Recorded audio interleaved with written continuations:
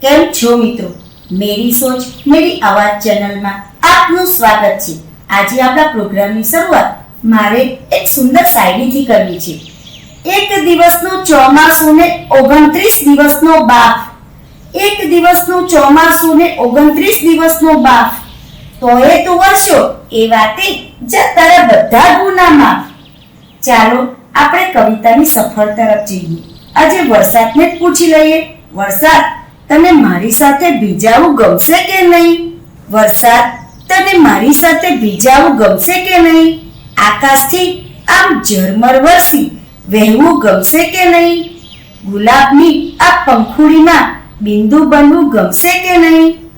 કોયલના એ ટવકામાં સૂર રેલાવો ગમશે કે નહીં?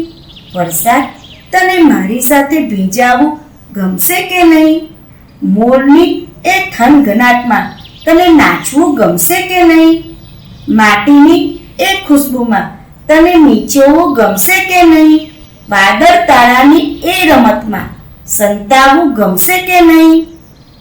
રસ્તા પર રાતે એકલા દોડવું ગમશે કે નહીં?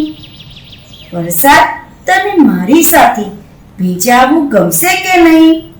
રૂઠી પ્રિયતમાને આ મોસમમાં મનાવવું ગમશે કે નહીં? પ્રેમીઓના આ મધુર ક્ષણનું મિલન ગમશે કે નહીં?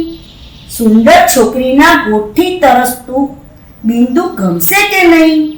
કેટલાય દિવ્ય પ્રેમની ગાથાના સાક્ષી બનવું ગમશે કે નહીં? વરસાદ તને મારી સાથે ભીંજાવું ગમશે કે નહીં? વરસાદ તને મારી સાથે ભીંજાવું ગમશે કે નહીં? મિત્રો, હું તો ભીંજાવું છું, પણ આજે વરસાદ અને મારા મન સાથે ભીંજાવું છે। આકાશમાંથી ઝરમર વરસાદ જ્યારે ગુલાબની પાકડી પર પડે અને કોયલનો મધુર અવાજ ત્યારે સંભળાય, જાણે મારું મન ઝૂમી ઉઠે છે। મોરનો થનગનાટ જોઈ મને નાચવાનું મન થાય છે।